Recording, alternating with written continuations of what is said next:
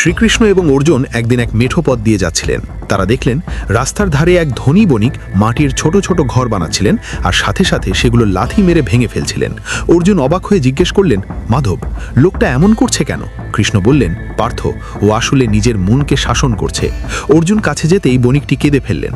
তিনি বললেন, আমি সারা জীবন অনেক মন্দির আর অনাথাশ্রম বানিয়েছি, কিন্তু প্রতিবার বানানোর পর আমার মনে হয়েছে আমি কত দয়ালু, আমি কত বড় মানুষ। সবাইকে দেখাতে চাইতাম আমি কত দয়ালু। এই আমি বা অহংকার আসার সাথে সাথেই আমার সব ভালো কাজ নষ্ট হয়ে যাচ্ছিল। তাই আজ মাটির ঘর বানিয়ে নিজেই ভাঙছি, যাতে নিজেকে বোঝাতে পারি যে আমি যা বানিয়েছি তা মাটির মতোই তুচ্ছ।